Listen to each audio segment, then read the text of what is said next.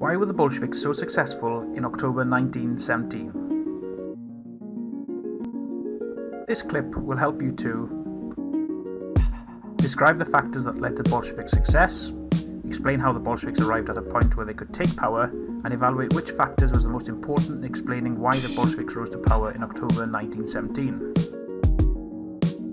So let's start with the weaknesses of the provisional government. We must remember that the provisional government was a temporary body, which was set up after the abdication of Nicholas II. The provisional government was set up by members of the Duma until elections could be held. This meant they couldn't make long-term plans. Another reason why they couldn't make long-term plans was because they weren't elected. Nobody had chosen them. The weakness of the provisional government was emphasized in September 1917 when the leader of the armed forces, General Kornilov, tried to set up a military dictatorship.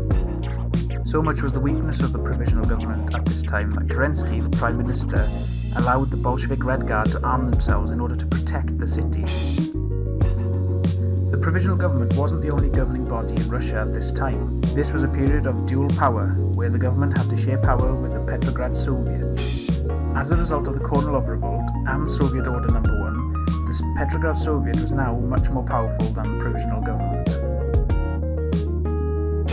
Soviet Order No. 1 gave the Petrograd Soviet control over the military. This weakened the provisional government immensely. The provisional government became increasingly unpopular in Petrograd. This was down to unpopular policies such as continuing the war, the lack of food in major cities such as Petrograd and Moscow, and nothing had been done to redistribute the land to the peasants.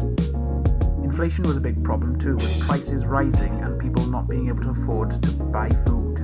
While the weakness of the provisional government are important factors, the strength of the Bolsheviks also explains their success. Lenin was a great orator who could win much support from his speeches. Lenin also set up the Red Guard with money that was given to him by the Germans. The Bolsheviks also preached a simple, popular message of land, peace, and bread. Traditionally, communists believe that there must be a middle-class revolution before the workers can take over and rule. However, Lenin thought otherwise. Lenin thought the communists could take over straight away. The membership of the Bolsheviks grew throughout 1917, with 24,000 in January, 100,000 by April, and 340,000 by October. The Bolsheviks were also strengthened by Soviet Order No. 1, which in the end gave them control of the military.